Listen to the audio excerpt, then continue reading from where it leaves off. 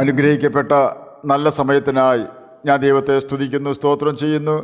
ദൈവവചനം ശ്രവിച്ചുകൊണ്ടിരിക്കുന്ന എല്ലാ ദൈവമക്കൾക്കും വീണ്ടും വരാമെന്ന് അരുളി ചെയ്തവനായ കർത്താവായ യേശു ക്രിസ്തുവിൻ്റെ ധന്യനാമത്തിൽ ഞാൻ എൻ്റെ സ്നേഹവന്ദനം അറിയിക്കുന്നു. ഇന്നത്തെ അല്പസമയത്തെ ചിന്തയ്ക്കായി യോഹന്നാൻ എഴുതിയ സുവിശേഷം 8-ാം അധ്യായം 36-ാം വാക്യം നമുക്ക് വായിക്കാം. പുത്രൻ നിങ്ങൾക്ക് സ്വാതന്ത്ര്യം വരുത്തിയാൽ നിങ്ങൾ സാക്ഷാൽ സ്വതന്ത്രർ ആകും.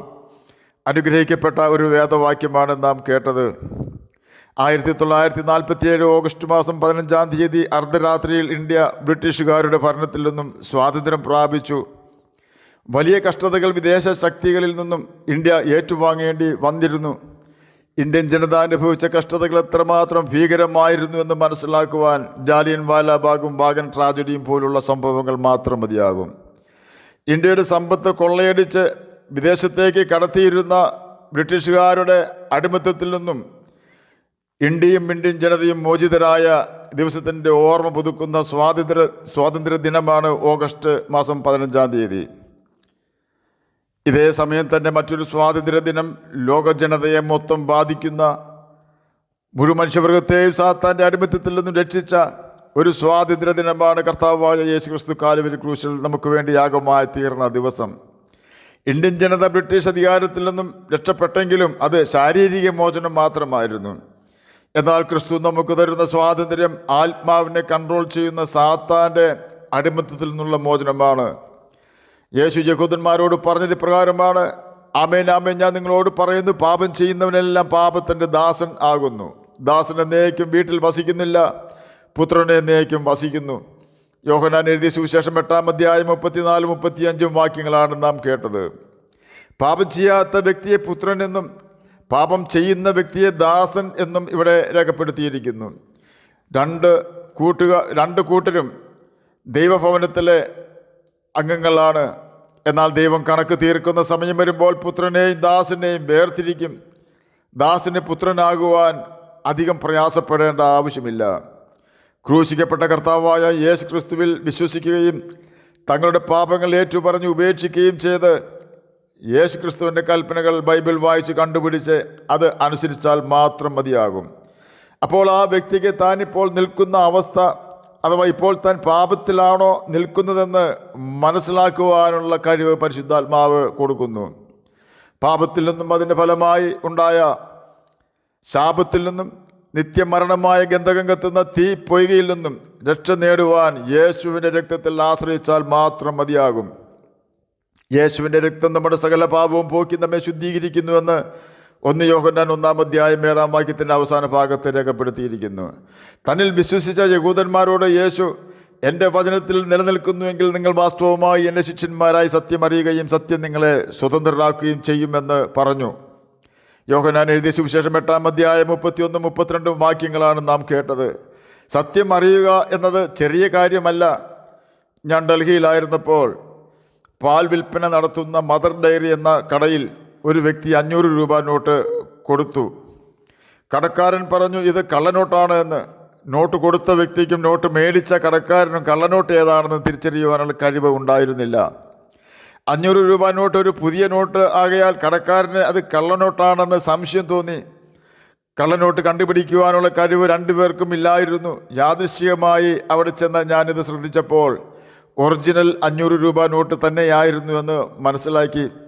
രണ്ടുപേരെയും ഒറിജിനൽ നോട്ടും കള്ളനോട്ടും എങ്ങനെ തിരിച്ചറിയാമെന്ന് പഠിപ്പിച്ചപ്പോൾ രണ്ടുപേർക്കും സന്തോഷമായി. അവരുടെ തർക്കം നീങ്ങിപ്പോവുകയും ചെയ്തു. എന്നതുപോലെ സത്യദൈവന്മാരെന്ന് നമുക്ക് തിരിച്ചറിയണമെങ്കിൽ നമുക്ക് ഹൃദയശുദ്ധി ആവശ്യമാണ്. ഹൃദയശുദ്ധി നമുക്കുണ്ടെങ്കിൽ നിശ്ചയമായും ദൈവം നമ്മുടെ ഹൃദയത്തിൽ തന്നെ അവനെ വെളിപ്പെടുത്തി തരും.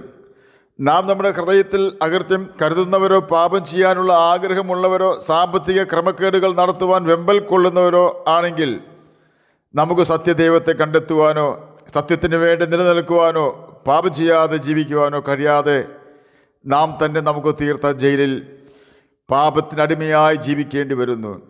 സിഗരറ്റ് വലിക്കുന്ന ഒരു വ്യക്തിക്ക് അത് ലഭിക്കാതെ വരുമ്പോൾ ഉള്ള അസ്വസ്ഥത എപ്രകാരമാണോ അപ്രകാരമാണ് പാപം ചെയ്യുന്ന വ്യക്തിക്ക് പാപം ചെയ്യാതിരിക്കുമ്പോൾ ഉണ്ടാകുന്നത്.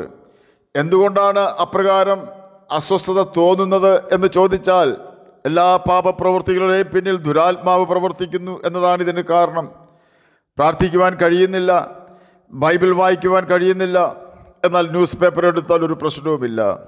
എന്താണ് ഇതിന് കാരണം? അതെ, ഒരു ദുരാത്മാവ് നമ്മെ കൊണ്ട് പല തെറ്റായ കാര്യങ്ങളും ചെയ്യിപ്പിക്കുവാൻ നമ്മെ പിന്തുടരുന്നുണ്ട്.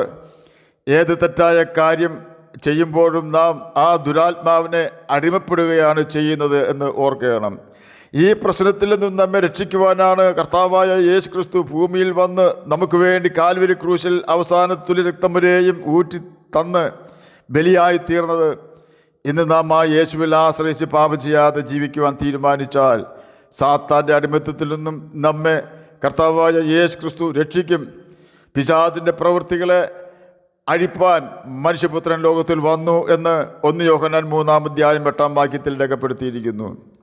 യേശുവിനെയാണ് ഇവിടെ മനുഷ്യപുത്രൻ എന്ന് രേഖപ്പെടുത്തിയിരിക്കുന്നത്. പിശാചിൻ്റെ പ്രവൃത്തികൾ എന്നാൽ പാപത്തെയാണ് അത് സൂചിപ്പിക്കുന്നത്. 2 യജമാന്മാരെ സേവിപ്പാൻ നമുക്ക് കഴിയുകയില്ല. ഒന്നുകിൽ നാം ബൈബിൾ പാപമാണെന്ന് രേഖപ്പെടുത്തിയിരിക്കുന്ന തെറ്റുകൾ ചെയ്യാതെ സത്യദൈവത്തെ സേവിക്കും, അല്ലെങ്കിൽ നാം സകലവിധ തെറ്റുകളും ചെയ്ത് സാത്താനെ സേവിക്കേണ്ടി വരും. കാരണം സകലവിധ പാപവും സാത്താൻ്റെ അവകാശമാണ്. പാപം ചെയ്യുന്ന വ്യക്തികൾക്ക് സാത്താൻ കൂടുതൽ തെറ്റുകൾ ചെയ്യുവാൻ അവസരമുണ്ടാക്കി തന്നുകൊണ്ടിരിക്കും. അതുപോലെ തന്നെ പാപത്തെ വെറുക്കുന്ന വ്യക്തികൾക്ക് പാപത്തെ ഒഴിഞ്ഞ് രക്ഷപ്പെടുവാനുള്ള മാർഗം കർത്താവായ യേശു ക്രിസ്തുവിൻ്റെ ആത്മാവ് കാണിച്ചു തന്നുകൊണ്ടേയിരിക്കും. ഇതിൽ ഏത് വഴി വേണമെങ്കിലും നമുക്ക് തിരഞ്ഞെടുക്കാം. പാപത്തിൻ്റെ പാത വിശാലമായതും അനേകർ തിരഞ്ഞെടുക്കുന്നതും അതിൻ്റെ അന്ത്യം നിത്യനാശവും നിത്യ നരകവും ആണെങ്കിൽ, പാപത്തെ വെറുത്ത് തെറ്റുകളൊന്നും ചെയ്യാതെ ജീവിക്കുന്ന പാത ഇടുങ്ങിയതും അധികമാരും കണ്ടെത്താത്തതും അതിൻ്റെ അവസാനം നിത്യജീവനുമാകുന്നു. ഏകദേശം ഒരേ കുറ്റകൃത്യം ചെയ്തിരുന്നവരും ഒരുമിച്ച് ജയിലിൽ താമസിച്ചിരുന്നവരും ഒരേ ശിക്ഷാവിധിയായ ക്രൂശുമരണം അനുഭവിച്ചുകൊണ്ട് ഇരുന്നവരും ഒരുപോലെ വലിയ വ്യതയും വേദനയും സഹിച്ചുകൊണ്ടിരുന്നവരും ഒരുപോലെ യേശുവിനെ നിന്ദിച്ചുകൊണ്ടിരുന്നവരുമായിരുന്ന യേശുവിൻ്റെ ക്രൂശിന് ഇടത്തും വലത്തും കിടന്നിരുന്ന 2 കള്ളന്മാർ. അതിലൊരു കള്ളന് സത്യം മനസ്സിലായി. തങ്ങളെപ്പോലെ ശാപവാക്കുകൾ പുറപ്പെടുവിക്കാതെ കുരിശിൽ കിടക്കുമ്പോഴും തൻ്റെ ശിഷ്യനെ വിളിച്ച് തൻ്റെ അമ്മയെ ഉത്തരവാദിത്വത്തോടെ ചുമതലകൾ ഏൽപ്പിക്കുന്ന യേശുവിനെ അവൻ കാണുന്നു. അതേസമയം യേശുവിൻ്റെ കൂടെ ക്രൂശിച്ചിരുന്ന 2 പേരും തങ്ങളുടെ മാതാപിതാക്കളെയും ജനന ദിവസത്തെയും തങ്ങൾ ഉപദ്രവിക്കുന്നവരെയും ശപിച്ചുകൊണ്ടാണ് ഇരുന്നത്. അതേസമയം യേശു തന്നെ ഉപദ്രവിക്കുന്നവർക്ക് വേണ്ടി പ്രാർത്ഥിക്കുന്നു. ഇതെല്ലാം കണ്ടപ്പോൾ ഒരു കള്ളൻ്റെ ഹൃദയദൃഷ്ടി പ്രകാശിപ്പിച്ചു. അന്ന് വരെ ക്രൂശിക്കപ്പെട്ടവരിൽ ഒരാൾ പോലും യേശുവിനെ പോലെ ഉത്തരവാദിത്വങ്ങൾ നിറവേറ്റുകയോ ഉപദ്രവിക്കുന്നവർക്ക് വേണ്ടി പ്രാർത്ഥിക്കുകയോ ചെയ്യുന്നത് ആരും കണ്ടിട്ടില്ല. ഉടനെ ഒരു കള്ളൻ പറയുകയാണ് തൻ്റെ കൂടെ കിടക്കുന്ന കള്ളനോട്, നാം ശിക്ഷാവധിയിലായിരുന്നിട്ടും നീ ദൈവത്തെ ഭയപ്പെടുന്നില്ലയോ? നാം ചെയ്ത തെറ്റിന് ശിക്ഷ അനുഭവിക്കുന്നു. യേശുവിനെ നോക്കിക്കൊണ്ട് മാനസാന്തരപ്പെട്ട കള്ളൻ തുടർന്നു, ഇവനോ അരുതാത്തൊന്നും ചെയ്തിട്ടില്ല. അതെ, അത് കള്ളൻ്റെ മരണമൊഴിയാണ്. തന്നെയുമല്ല അവൻ യേശുവിനോട് പറയുകയാണ്, നീ രാജ്യത്വം പ്രാപിച്ച് മടങ്ങി വരുമ്പോൾ എന്നെയും കൂടെ ഓർക്കണമേ എന്ന്. ഉടനെ യേശു മറുപടി കൊടുത്തു, ഇന്ന് നീ എന്നോടുകൂടെ പറുദീസിലിരിക്കുമെന്ന് സത്യമായി ഞാൻ നിന്നോട് പറയുന്നുവെന്ന്. ആ വാക്കുകൾ കർത്താവായ യേശു ക്രിസ്തുവിൻ്റെ മരണമൊഴിയാണ്. അത് സത്യവുമാണ്. യേശുവിനോടൊപ്പം ക്രൂശിക്കപ്പെട്ട 2 കള്ളന്മാർക്കും തിരഞ്ഞെടുക്കുവാനുള്ള അധികാരമുണ്ട്. ഒന്നുകിൽ യേശുവിനെ തിരഞ്ഞെടുത്തുകൊണ്ട് തിന്മയെ ഉപേക്ഷിക്കാം, അല്ലെങ്കിൽ തിന്മയെ തിരഞ്ഞെടുത്തുകൊണ്ട് യേശുവിനെ തള്ളിക്കളയാം. ഒരു കള്ളൻ കുരിശിൽ കിടന്നുകൊണ്ട് തന്നെ യേശുവിനെ സ്വീകരിച്ചു. അതേ സ്ഥാനത്ത് മറ്റേ കള്ളൻ യേശുവിനെ മരിക്കുന്നതുവരെ നിന്ദിച്ചുകൊണ്ടിരുന്നു. എന്നാൽ യേശുവിനെ മരിക്കുന്നതുവരെ നിന്ദിച്ചവൻ നിത്യനാശത്തിൽ ചെന്നപ്പോൾ യേശുവിനെ സ്വീകരിച്ച കള്ളൻ നേരെ യേശുവിനോടൊപ്പം പറുദീസയിൽ കടന്നു. അവൻ കള്ളനും കുറ്റക്കാരനുമായിരുന്നു, എന്നാൽ യേശുവിന് അവനെ ആവശ്യമുണ്ട്. എന്നെ കേൾക്കുന്ന പ്രിയ ദൈവമകനെ, ദൈവമകളെ, ആർക്കും നമ്മെ ആവശ്യമില്ലെങ്കിലും കർത്താവായ യേശു ക്രിസ്തുവിന് നമ്മെ ആവശ്യമുണ്ട്. ആകയാൽ തെറ്റുപറ്റാത്തൊരു ജീവിത രീതി നമുക്ക് തിരഞ്ഞെടുക്കാം. നമുക്ക് യേശുവിൻ്റെ വചനം അനുസരിച്ചുകൊണ്ട് അവൻ്റെ നിന്ന ചുമക്കാം. അവൻ മാത്രമേ കല്ലറയ്ക്കപ്പുറം കടന്നു വന്ന് നമ്മെ സ്നേഹിക്കുന്നവനായിട്ട് ഉള്ളൂ. മറ്റേത് സ്നേഹവും കല്ലറ വരെ മാത്രമേ വരൂ. ആ യേശുവിൻ്റെ വചനം അനുസരിച്ചുകൊണ്ട് യഥാർത്ഥ സ്വാതന്ത്ര്യം നമുക്ക് അനുഭവിക്കാം. അതിനായി കർത്താവ് നമ്മെ സഹായിക്കട്ടെ എന്ന് പ്രാർത്ഥിച്ചുകൊണ്ട് ഞാൻ എൻ്റെ വാക്കുകളിൽ നിന്ന് വിരമിക്കുന്നു. നമുക്ക് പ്രാർത്ഥിക്കാം. ഞങ്ങളെ സ്നേഹിക്കുന്ന സ്വർഗീയ പിതാവേ, നല്ല വചനത്തിനായി അങ്ങയെ സ്തുതിക്കുന്നു, സ്തോത്രം ചെയ്യുന്നു. എന്നെ കേൾക്കുന്ന ഏതെങ്കിലും പ്രിയപ്പെട്ടവർ അങ്ങയെ തിരിച്ചറിയാതിരിക്കുന്നുവെങ്കിൽ അങ്ങ് അവരുടെ ഹൃദയദൃഷ്ടി പ്രകാശിപ്പിക്കുകയാണമേ. അങ്ങയുടെ വചനം വായിക്കുവാനും ഗ്രഹിക്കുവാനും അതിന് പ്രകാരം ജീവിക്കുവാനും മടിയനെ കേൾക്കുന്ന അങ്ങയുടെ മക്കളെ സഹായിക്കുകയാണമേ. പാപത്തെ വെറുതെ ജീവിപ്പാൻ ഞങ്ങളെ സഹായിക്കുകയാണമേ. അങ്ങയുടെ വചനം പ്രമാണിച്ചുകൊണ്ട് ജ്യോതിഷികളെ പോലെ തിളങ്ങുവാൻ മടിയനെ കേൾക്കുന്ന അങ്ങയുടെ മക്കളെ സഹായിക്കുകയാണമേ. പ്രാർത്ഥന കേട്ടതിനായി സ്തോത്രം. യേശുവിൻ്റെ നാമത്തിൽ തന്നെ ആമേൻ. കർത്താവ് എല്ലാവരെയും അനുഗ്രഹിക്കട്ടെ. സ്തോത്രം.